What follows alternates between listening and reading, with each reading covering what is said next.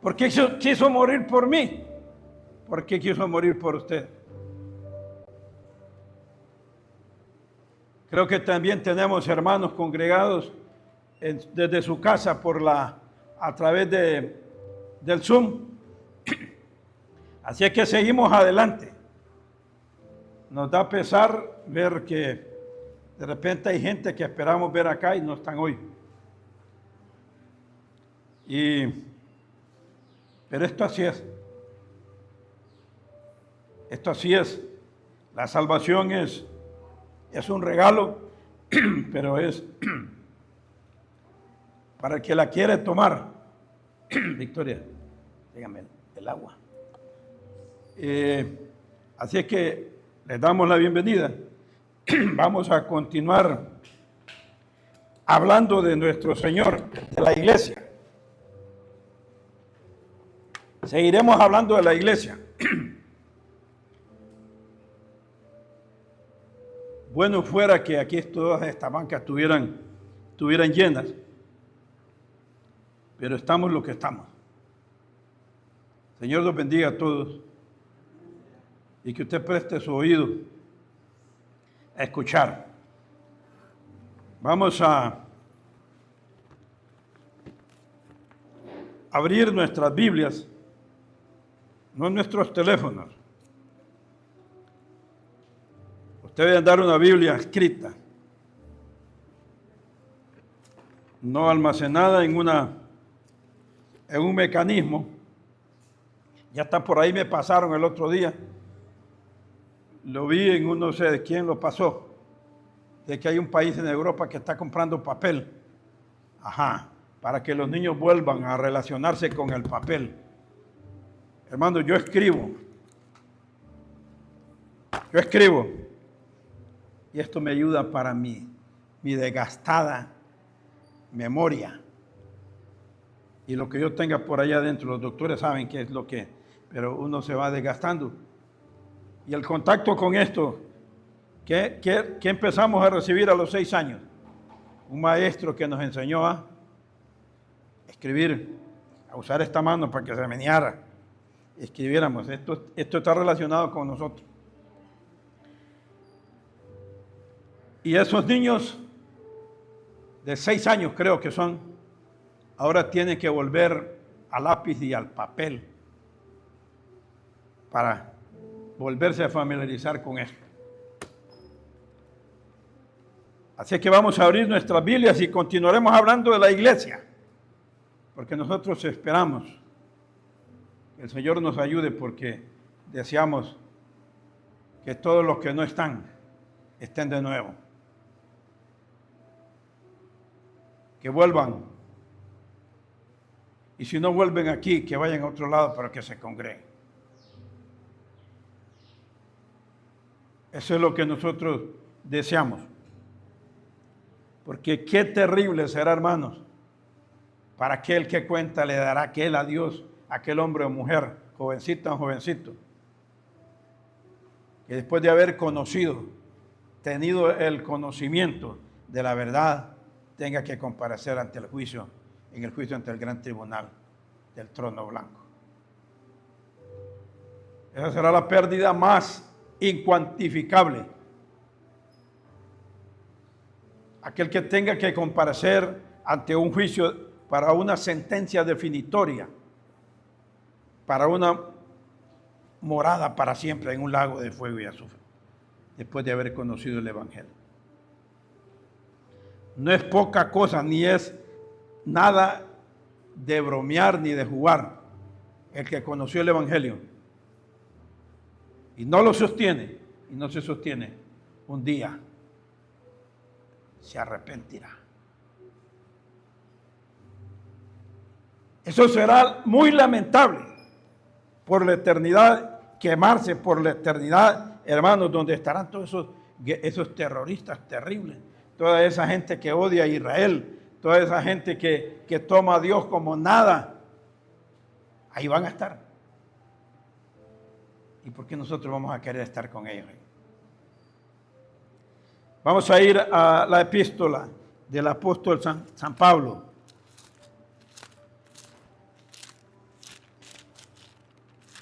a la primera epístola, la primera carta de este hermano. Pero la carta la escribe él, pero la información se la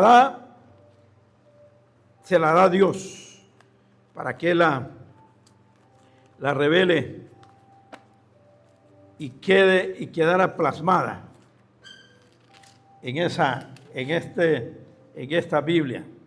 Primera carta del apóstol San Pablo a la iglesia de los Corintios. Yo recuerdo que un día ya habíamos comentado esto, pero lo vamos a mejorar con otras cosas que adicionaremos en esta mañana.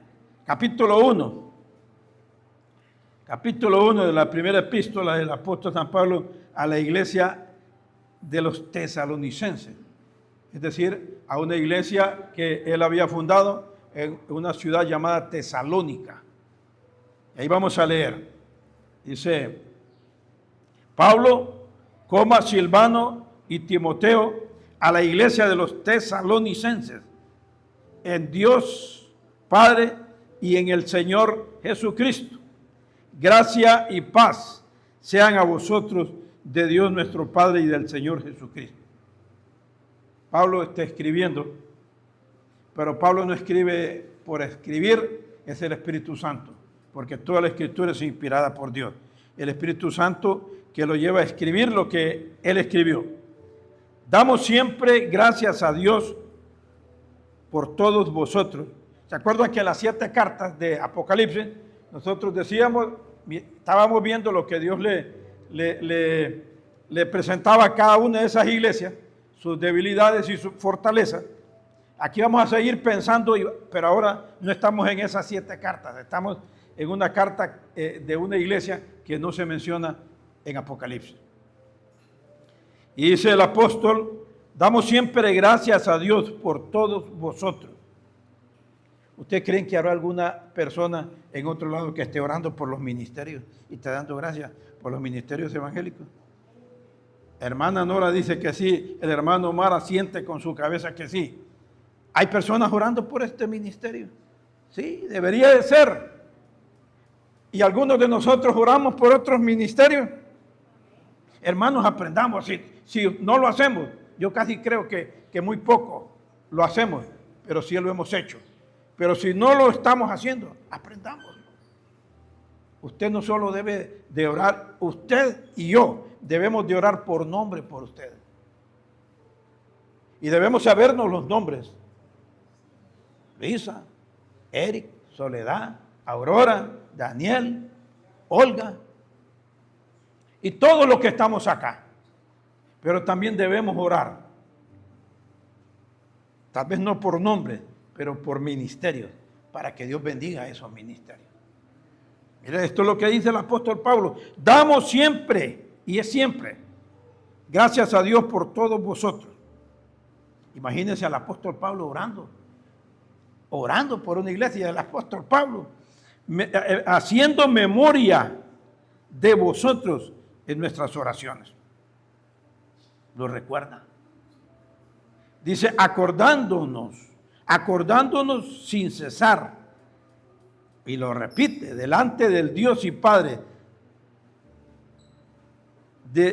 nuestro, de la obra de vuestra fe, del trabajo de vuestro amor y de vuestra constancia en la esperanza en nuestro Señor Jesucristo. Porque conocemos, hermanos amados de Dios, vuestra elección. Verso 5, por nuestro evangelio no llegó a vosotros, les dice, no llegó a ustedes en palabras solamente, sino también en poder, en el Espíritu Santo y en plena certidumbre, como bien sabéis cuáles fuimos entre vosotros por amor de vosotros. Señor bendiga esta palabra y otras más que vamos a exponer en esta mañana. Si usted mira aquí, no sé si Alistair la está poniendo ahí, qué interesante hay aquí? ¿Qué cosa interesante, aparte de la que hemos mencionado? ¿Hay algo interesante aquí?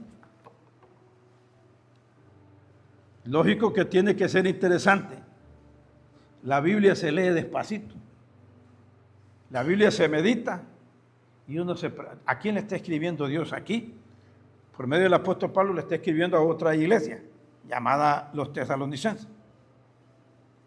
Pero hay aquí varias cosas importantísimas que nosotros deseamos que ustedes que pensemos en ellas.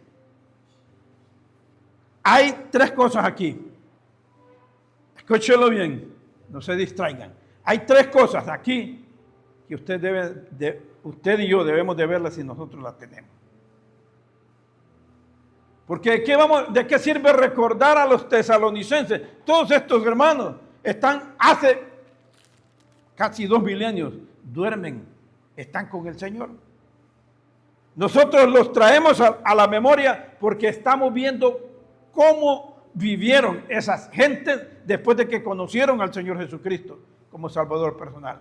Y si lo estamos viendo es porque nosotros entonces debemos ver cómo, así como ellos vivieron, cómo nosotros estamos viviendo nuestra fe. Es interesante. Hay tres cosas a destacar aquí. Hay tres cosas. Usted vuelve hacia el versículo 3. Volvamos al versículo 3, Alistair.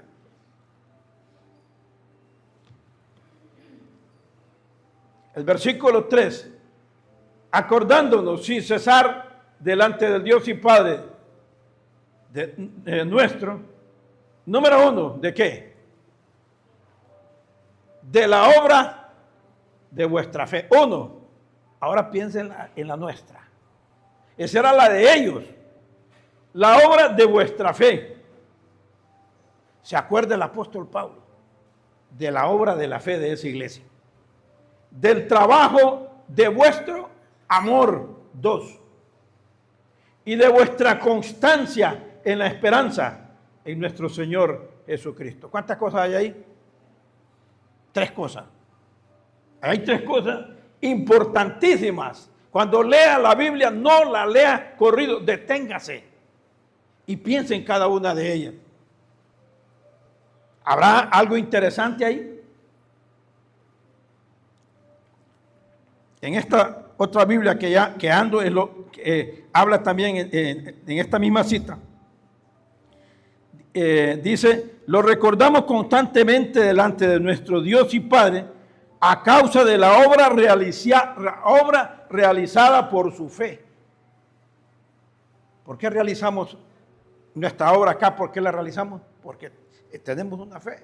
Aquí concurrimos, estamos acá un montón de personas que hemos creído en el Señor Jesucristo. Entonces, a causa de la obra realizada por su fe, el trabajo motivado por su amor y la constancia sostenida por su esperanza en nuestro Señor Jesucristo. Ahora les hago una pregunta. Solo vamos a pensarla. ¿Por qué esta carta? ¿Por qué esta iglesia? ¿Por qué esta iglesia? ¿Qué sería o por qué esta iglesia no la mencionó Dios dentro de las 7 cartas? ¿Por qué no quitó a una de las 7 y la mencionó a esta? Dentro de esas 7 cartas él menciona una iglesia fiel que se llama la iglesia de Filadelfia. Pero en esta iglesia, ¿por qué creen ustedes? Si nos toca pensar, dice ahí en donde estábamos en la Reina Valera, dentro de las 3 cosas, ¿ustedes se recuerdan? ¿Se recuerdan? Ahí tiene la Biblia. Ajá, la obra de vuestra fe, el trabajo de vuestro amor. Dice, el trabajo motivado. ¿Por qué trabajamos nosotros? ¿Por qué estoy yo aquí con ustedes? Este es un trabajo que estoy haciendo yo. ¿Cómo mira Dios esto que estoy haciendo yo, que hace el hermano o que hacen los pastores? Es un trabajo. El apóstol Pablo dice que el que trabaja, el que predica, es digno de que se le reconozca. Es un trabajo, hermano. Pero ¿qué me motiva? ¿Qué me motiva a mí? Cuando yo estaba en el banco me pagaba. Y me incentivaba, me daba lo que ellos me iban a pagar. Pero en esta iglesia, ninguno de los que estamos acá recibe sueldo. Tiene años de predicar. Nunca ha recibido un centavo. Lejos de ello, más bien, aportamos. Entonces, el trabajo de nosotros, ¿quién lo motiva? El Señor.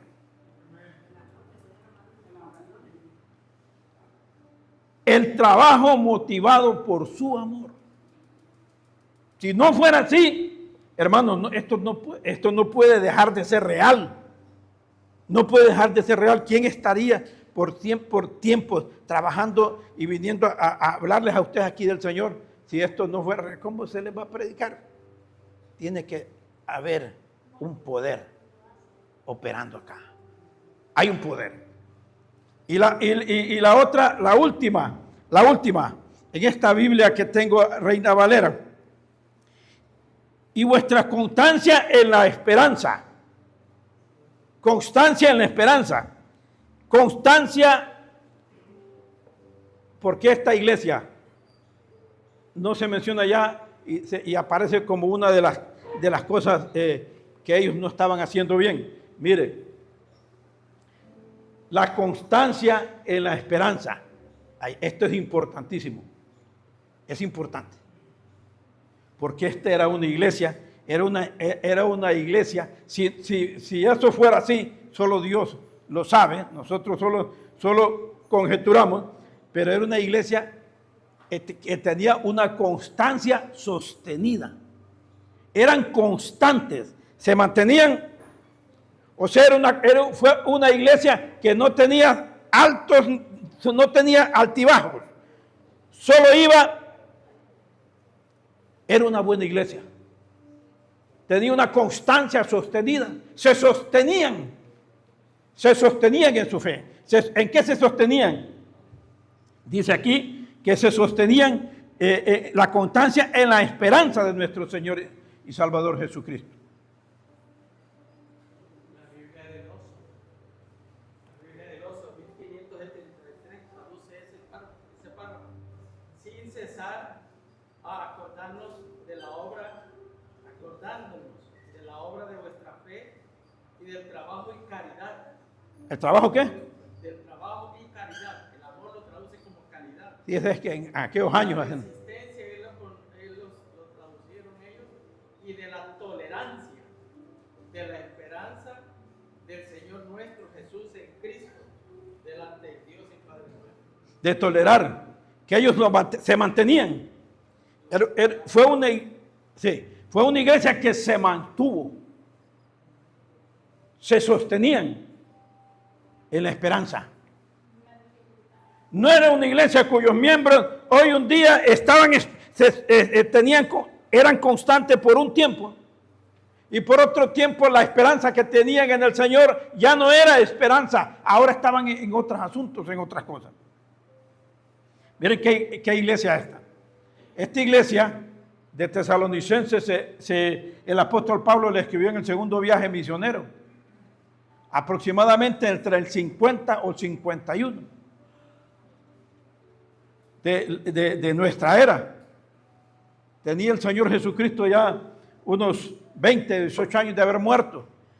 El apóstol Pablo está predicando, lo visita. El apóstol Pablo tiene que salir de esa ciudad.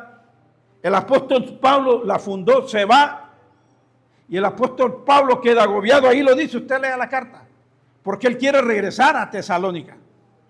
Él quiere regresar, pero antes, cuando él estuvo, el Señor, porque era el trabajo de él, fundar las iglesias, y lo que él les enseñó era lo que el Espíritu Santo les había revelado. Y Pablo está preocupado, no puede regresar, dice que el diablo se lo ha estorbado, y entonces manda a Timoteo, y Timoteo va para conocer la salud espiritual cómo anda la salud espiritual de esa iglesia. Y Pablo dice que Timoteo regresa y reconforta el corazón de Pablo porque esta iglesia, nosotros podemos ver, esta iglesia andaba muy, pero muy bien. La segunda carta se escribe corto tiempo después, poco tiempo después. Y él vuelve a hablar de esta iglesia en la segunda epístola. Entonces, constancia, en la Biblia del Oso de 1500, acuérdense que el lenguaje va cambiando, se van, por ejemplo, a mí me gustaba usar, hay una palabra, en vez de pero, sin embargo, no obstante, hace muchos años se usaba empero. Y cuando yo redactaba informes en el banco, muy pocas veces se usan esas ya, porque la gente va usando palabras nuevas que están, que ahora se emplean, que sustituyen a esa anterior. Él ahí dice vuestra tolerancia. Y acá dice la Reina Valera constancia. Para ser un creyente que no va a tener problemas, el creyente debe de buscar la constancia. Ser constante.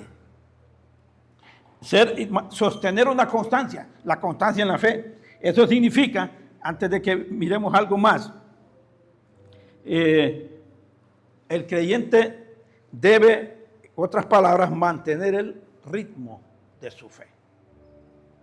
El creyente no puede dejar de poner su mirada en el Señor Jesucristo y si la pone va a mantener el ritmo, va a estar constante. Pero el Señor Jesucristo no quiere que ninguno de ustedes ni yo nos detengamos. Dice que andamos. Andad en el Espíritu. Cuando dice andad en el Espíritu es vivir en el Espíritu. Andar es de vivir en el Espíritu. Entonces, el Señor no se agrada de los que retroceden. El que retrocede o el que se detiene o el que alguna vez se ve tentado no es constante. Y tres cosas sobresalen ahí, como les decía. La obra de vuestro amor.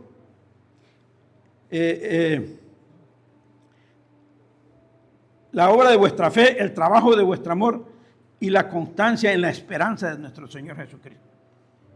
O sea que debemos ser constantes en esperarle. Todos los días le esperamos.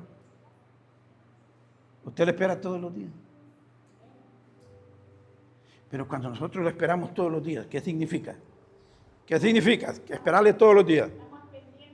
Estamos pendientes, sí. Pero si decimos, Señor, ojalá que fuera hoy.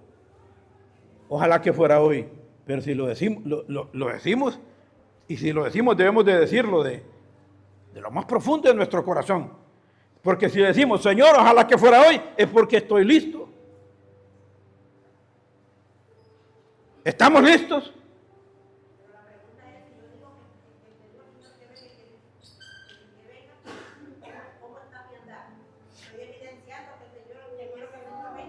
Cuando decimos andar, ¿cómo está mi vivir en la fe? Entonces, por eso ellos se mantenían constantes en la esperanza de nuestro Señor Jesucristo. Esta Biblia usa otro verbo relacionado con la palabra esperar. La Biblia del Jubileo dice sin cesar acordándonos de la obra de vuestra fe y del trabajo y caridad, otra vez caridad, y del esperar con la esperanza del Señor nuestro Jesús en Cristo delante de Dios y Padre. La palabra de esperar. ¿Sí? Tres cosas. No las olvidemos. Tres cosas. Y bueno sería que las pusiéramos por ahí escritas. Tres cosas que tenía Tesalónica. Tres cosas que debe tener este ministerio. Es interesante, hermano. Es interesante. Después de que Pablo recibe las buenas noticias a través de Timoteo, que esa es una iglesia muy buena. escribe la segunda carta. Y mire que en la segunda carta, en la Reina, usted nos apoya con esas otras que está viendo, en la Reina Valera, como dice Alistair en el capítulo 1, en el versículo 3, otra vez, de la segunda epístola, debemos. ¿Por qué dice debemos? Mire qué interesante. Y en la otra que yo leo, en la que puso la NBI, hermanos, siempre debemos dar gracias a Dios por ustedes. Debemos, hermanos, siempre debemos, allá en la otra, debemos siempre, hermanos, siempre debemos dar gracias a Dios por ustedes. Mire qué iglesia. Les está escribiendo otro tiempo después y está diciendo que es una obligación de él darle gracias a Dios por esa iglesia, por ustedes. Y mire qué dice acá ya, qué dice ya acá, por dos cosas. Porque su fe se acrecienta cada vez más. Ahora, la fe suya y la fe mía se va acrecentando, está creciendo, hermano. Está creciendo, estamos creciendo en fe. Ahora, ¿cómo podemos crecer en fe? ¿Cómo vamos a hacer que esta fe de nosotros esté más activa? ¿Qué podemos hacer para que nuestra fe sea creciente? Y él lo dice, su fe se acrecienta cada vez más. Es una iglesia que cada vez va mejorando. Mejora y mejora. Y qué mejor que mejorar en la fe, ¿es cierto, hermana Soledad? ¿Y cómo podemos mejorar en la fe? Mejorar en la fe es mejorar, será lo mismo mejorar en la fe, mejorar en el conocimiento de nuestro Señor. Si nosotros aumentamos, traemos más información a nuestra mente de ese Señor en el que creemos. ¿Por qué somos evangélicos? Porque creemos por fe en aquel que dice que murió por nosotros en la cruz. Yo siento que por mis pecados que yo iba a cometer 2000 años después, Él estaba muriendo por mí. Pero ¿cómo voy a hacer que eso todavía esté más y más afianzado en mi ser, en mi interior? Mejorando y conociendo más, creciendo en el conocimiento de nuestro Señor. Eso va a ser. Entonces, esa iglesia de segunda de Tesalonicenses, dice, se acrecienta más y más. Tal vez la puede volver a poner al Alistair, no la quite, cualquiera de las dos. Y en cada uno de ustedes, mire, no dice general. ¿Cómo sabía el apóstol Pablo que en cada uno de ellos? ¿Cómo podía el apóstol Pablo saber que era en cada uno de ellos? ¿Qué dice en la Reina Valera? Y el amor de todos y cada uno de vosotros. Y en cada uno de ustedes. ¿Quién se lo revela? El Espíritu Santo. Sigue abundando. Y en cada uno de ustedes sigue abundando el amor hacia los otros.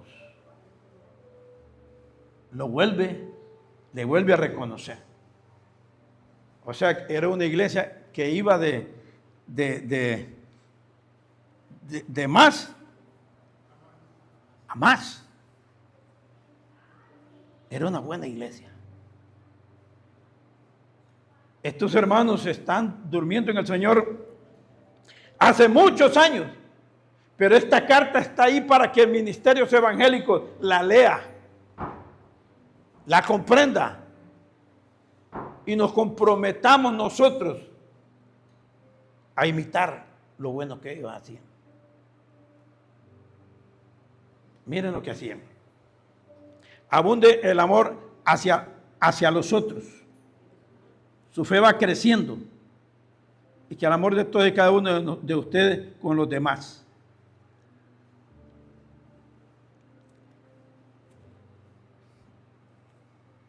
Yo le recomiendo que la lea en su casa, estas 2 epístolas, son cortitas. Y usted va a sentir sabor. Es que no solo es de leerla, no es de pensar que es una iglesia. Es de pensar que hay un montón de miembros de esa iglesia. Quizás mucho más que lo que tenemos nosotros acá.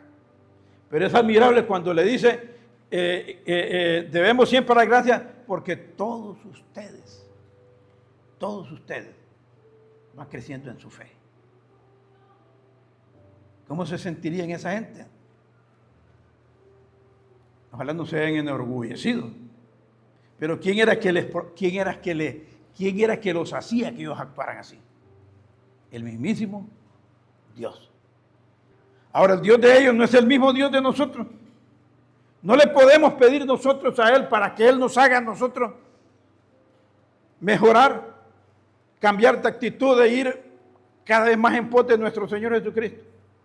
Hermanos, a medida la venida del Señor Jesucristo de cerca, debemos de experimentar un mayor deseo por acercarnos más y más a ese Señor. En segunda de Tesalonicenses, mire,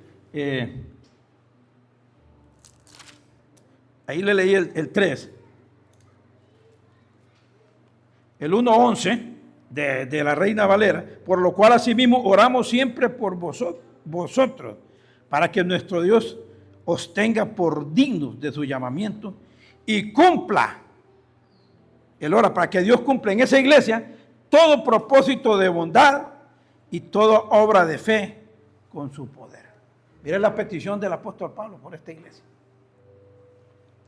Cumpla todo su propósito de bondad y toda obra de fe con su poder para esa iglesia.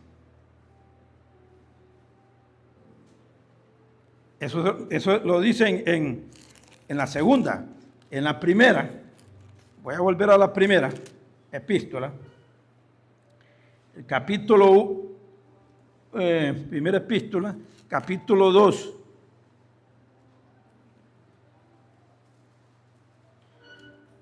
Versículo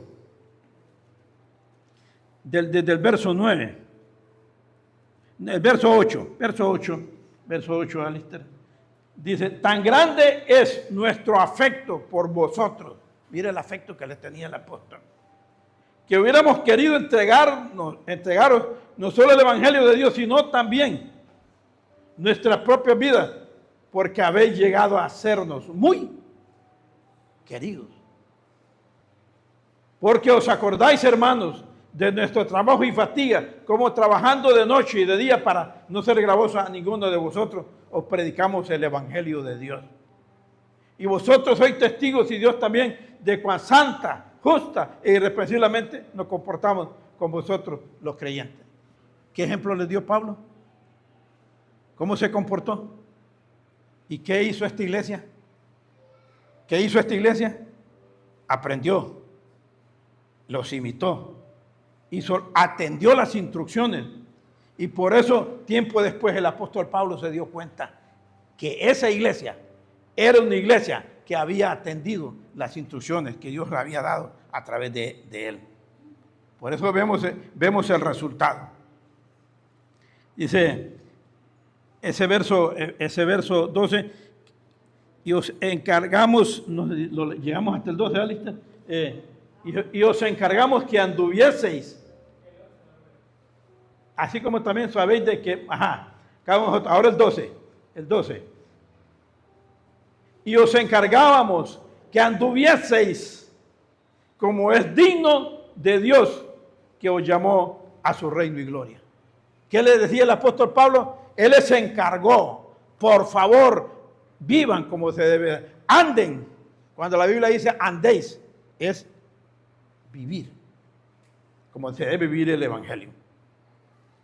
Entonces, el apóstol Pablo no solo les dijo a ellos que cuando les dice que anduviesen como es digno de Dios, que los llamó a su reino, también se lo dijo Dios le habló a la iglesia de los Efesios, y lo voy a leer así a los Efesios en el capítulo 4.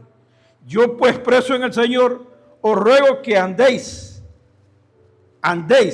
como es digno de la vocación con que fuiste llamado. Esto, estábamos leyendo Tesalónica, ahora estamos en Efesios, pero esto es para que nosotros veamos. Esto es para nosotros. Andéis, en vez de andar, que vivamos como es digno. El andar es el que uno anda cuando camina, es el vivir la fe. ¿Cómo vamos a vivir la fe? Que lo hagamos, si un día profesamos con nuestra boca que Jesucristo era nuestro Señor y que Él iba a ser el líder, aquel de quien queríamos aprender y que íbamos a imitar y a verlo a través de la Escritura, qué es lo que Él hizo, nosotros teníamos también el deseo de hacerlo. Entonces dice que para que andéis como es digno de la vocación con que fuiste llamado, para que viváis como es digno, no como es indigno, dando mal testimonio. Dios no quiere que demos mal testimonio. Entonces eso dice en ese libro de Efesios 4:1. Y dice, ¿cómo es un andar digno? Versículo 2. Con humildad y mansedumbre, soportándonos con paciencia los unos a los otros, solícitos en guardar la unidad del Espíritu. Eso tiene que ver con ese versículo. Andar como es digno, todas estas cosas tiene que ver con cómo debemos de andar. Dice, un cuerpo y un espíritu como fuiste también llamados. Entonces, nos fuimos a Efesios, porque este es para nosotros. Y también vamos a ver Alistair Colosenses. Ahí está Colosenses, ahí cerquita. Filipenses, Colosenses, capítulo 1, versículo 10. ¿Qué pide Pablo en esta otra carta dirigida a otra iglesia en Colosas?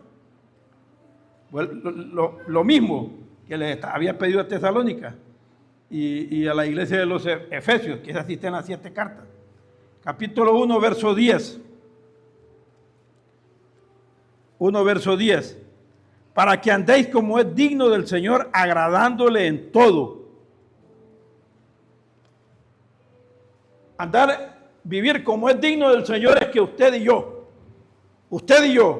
lo agrademos a Él, pero cada día debemos proponernos, Señor, inicio el día y ayúdame para que este día yo te pueda agradar. Eso tiene que ver con el vivir. Para que andéis, o para que viváis como es digno del Señor, viváis la fe, agradándole en todo, llevando fruto en toda buena obra y creciendo en el conocimiento. Mira otra vez, creciendo en el conocimiento de Dios. Eso tiene que ver con el andar, con el vivir en la fe. Entonces eso lo hizo ya con otra iglesia, 2 iglesias. Efesios, que asiste en las 7 cartas, y la iglesia de los Colosenses, que no está en las 7 cartas. Entonces, ¿qué vamos a decir de la iglesia de Tesalónica? Fue una congregación, ¿sabe qué? No lo había dicho. Fue una congregación que, a pesar de haber recibido el evangelio con persecución, lo recibieron por un oído, no le salió directamente por el otro, lo guardaron en la mente y atendieron las instrucciones que se le daban en esa palabra. Dice, a pesar de la persecución, los hostigaron. ¿Sabe quién? Los de su propia nación. Fue una iglesia que recibió la palabra, no como de hombre, no como que era el apóstol Pablo. La recibió como que era de parte de Dios. Cuando usted escucha el mensaje de la predicación o edificación de la iglesia, usted no piense que es el predicador, es Dios que está hablando a través de su predicador. En eso se ocuparon ellos. Miren lo que dice, vuelvo otra vez a Tesalonicenses. Tesalonicenses primera Tesalonicenses, ahí hemos andado entre estas dos. tres citas o tres iglesias. El 1 Tesalonicenses 2, 13 y 14. Por lo cual también nosotros, no, sin cesar, damos gracias a Dios de que cuando recibisteis la palabra de Dios, que oíste de nosotros, la recibiste no como palabra de hombre, sino según es en verdad la palabra de Dios. Ellos no la recibieron como que era del apóstol, ellos la recibieron como que era de parte de Dios. Y si la recibieron así, ¿cuál fue el resultado? Podemos ver que era una iglesia muy diligente. Entonces, cuando recibimos la palabra, usted no piensa que la recibe del hermano Omar, usted la está recibiendo de parte de Dios. Es Dios, porque aquí nosotros no estamos inventando, estamos leyendo la Escritura. La recibimos como que la palabra es de Dios. Porque verso 14, porque vosotros, hermanos, vinisteis a ser imitadores de la iglesia de Dios en Cristo Jesús, que están en Judea. Pues habéis padecido, le dice a Tesalónica, de vuestra propia nación, las mismas cosas que padecieron de los judíos. Era una iglesia que había tenido mucha oposición de parte de la misma gente de la ciudad. Fue una iglesia obediente, que puso en práctica las instrucciones de Dios remitidas a través del apóstol Pablo. No sé si ya hayamos leído el 4.1 ahí siempre de Primera de Tesalonicenses. El 4.1, por lo demás, hermanos, os rogamos y exhortamos en el Señor, le dice a la iglesia de Tesalónica, que de la manera que aprendisteis de nosotros, como os conviene conduciros, de nosotros, como os conviene conduciros y agradar a Dios, así amundéis. Es una iglesia que el apóstol les está pidiendo más y más. Hermanos, nosotros tenemos que dar más y más. Nosotros no podemos ser personas que porque leyó una vez esta epístola no la volverá a leer. Decía Alducín que ha leído el libro de San Juan como 400 y fracción de veces. Y cada vez que lee el libro de San Juan, dice, él encuentra otras cosas que aprender. Entonces, miren, ¿cuál fue? Ese fue el éxito que ellos, la palabra recibieron, no del apóstol, de Dios. Fue una iglesia enfocada en las prioridades.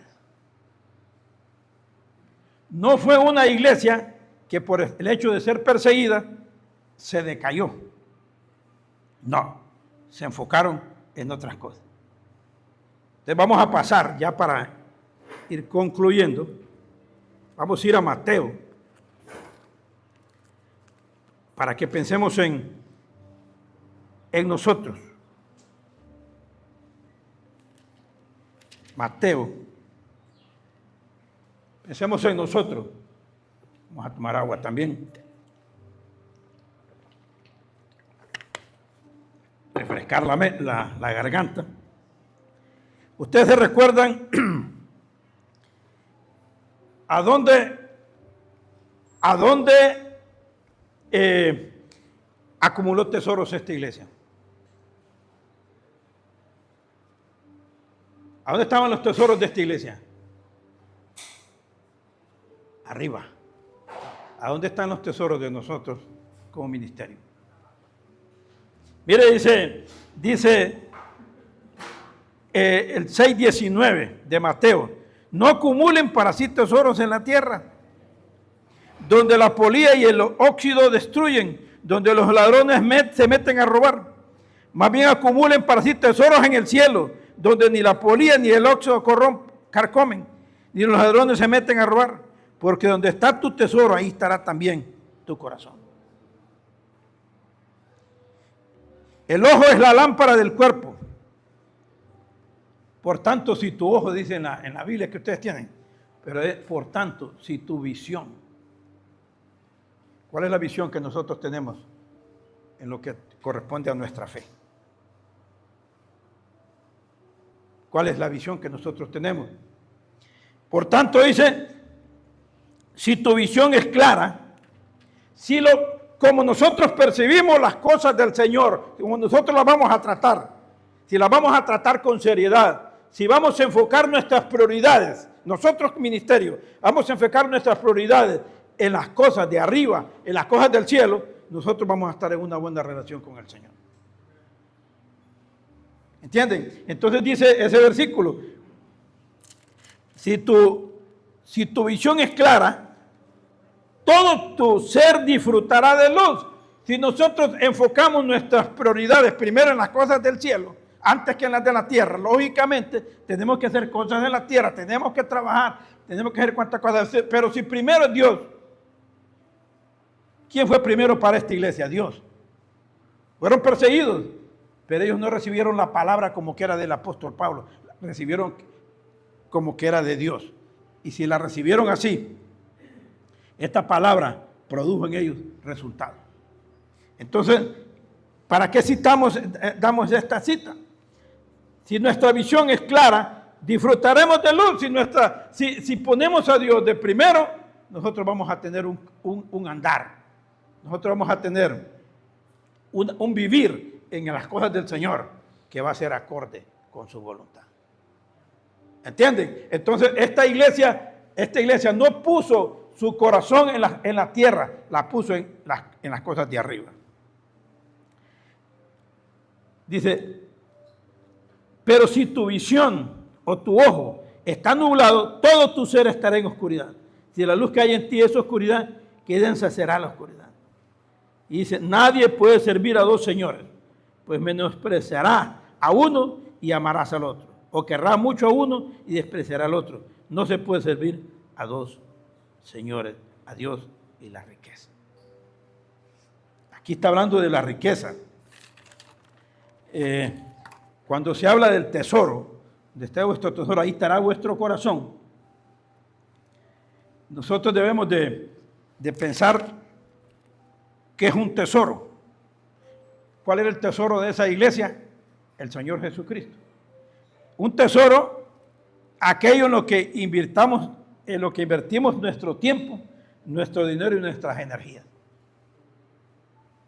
Si nosotros invertimos nuestro tiempo de 24 horas, tantas horas para dormir, descansar, tantas horas para trabajar, tantas horas para ver el celular, tantas horas para ver la televisión, tantas horas para platicar, tantas horas, pero no tenemos una hora para el Señor o un tiempo para el Señor, nosotros estamos mal. Donde está tu tesoro, ahí estará tu corazón. Entonces, si nosotros enfocarse en las cosas celestiales es lo que debemos de hacer. Si el tesoro son cosas materiales, el corazón estará en lo terrenal. Si es espiritual, como esta iglesia, el tesoro de esta iglesia, entonces el corazón estará en Dios. En Dios.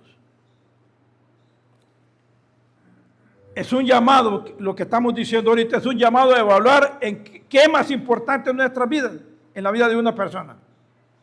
Nosotros debemos de pensar con misterio, ¿qué es más importante? Cada uno de nosotros va a pensar, ¿qué es más importante en mi vida? ¿El trabajo? ¿Cualquier otra cosa es más importante? ¿O es Dios? ¿Qué es más importante en nuestra vida? Había una persona. Si nosotros concluimos que no es Dios el más importante, vamos a recordar lo que predicó el hermano, Dios predicó a través de él. Que dice la Escritura que a Dios se le debe de amar primero por sobre todas las. Y amar a Dios en Él se debe de pensar, a Él se le debe tomar en cuenta. Cuando venimos para Sambo, oramos a Dios que nos encomiende. Cuando venimos a la iglesia, o sea, Dios debe ser primero en toda decisión, en todo lo que nosotros hagamos. Si nosotros nos hablamos y miramos que estamos fallando, hay que redirigir esas prioridades hacia lo que es duradero y significativo. La visión del cristiano debe estar centrada en Dios. La visión del cristiano debe estar centrada en Dios. Número 1. Alineada con su propósito eterno. Mi visión, cómo yo voy a centrarme en mi Dios desde que me levanto, aunque tenga que trabajar. Y voy a alinear mi visión en el propósito eterno. ¿Cuál es el propósito eterno de Dios para con nosotros? ¿Cuál es el propósito de Él? ¿Qué quiere Él de nosotros? ¿Qué desea Él de nosotros? Sed santos como yo soy santo. Si santo es apartado. Apártese del mundo. Apartémonos del mundo. Y todo lo que trata de engañarnos para tenernos atrapados. Y la visión debe estar centrada en Dios, alineada con su propósito eterno, no en intereses personales. Implica ver la vida con los ojos espirituales, como lo hacía esta iglesia, para cumplir la voluntad divina. Amar al prójimo y extender el evangelio.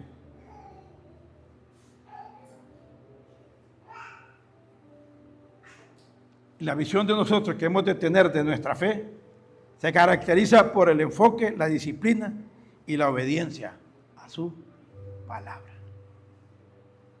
Si hay creyentes, si decimos que somos creyentes y no obedecemos, ¿somos creyentes? Si no obedecemos, si no le obedecemos al Señor. Cuando nosotros le decimos algo a Victoria, y Victoria, como los abuelos que somos de ella, y Victoria le decimos y no nos hace caso. Y Victoria, hablar con vos es como hablar con... ¿Cómo quedará el Señor con nosotros? ¿Cómo queda el Señor cuando nosotros leemos su palabra y la abrimos y la estamos leyendo? Él algo nos está diciendo, pero no la obedecemos. ¿Cómo queda el Señor? Estimados hermanos en Cristo, nuestro deseo es, porque el Señor está en nosotros, es que todos mejoremos. Que todos aprendamos, que leamos la Escritura y que nos preguntemos. Si usted no entiende, hermano, pregunte. Y si usted puede comprarse una Biblia que le ayude, hágalo. Pero Dios quiere. Dios no quiere creyentes quedados. Dios quiere creyentes en marcha, en acción. Eso es lo que Dios quiere. Dios quiere creyentes efervescentes, no creyentes apagados. Dios quiere que todos volvamos, si no estamos, a nuestro primer amor y que caminemos tomados de su mano, para que así, cuando nuestra fe, ¿cómo debe estar nuestra fe? Cuando Él venga. ¿Sabe una cosa? Que Él va a probar nuestra fe. Él la prueba. ¿Para qué prueba va a probar? Y la va a probar en estos tiempos. Para que nuestra fe, entonces, se encuentre con resultados. Que sea una fe que alaba al Señor. Que sea una fe que honra al Señor. Y que le da gloria a nuestro Señor. Así debe estar nuestra fe para cuando el Señor Jesucristo venga. Así que el Señor nos bendiga, nos ayude. Es muy precioso leer la Biblia y leerla. ¿Se acuerdan que leíamos en una Biblia de 1900, una Reina Valera de 1909?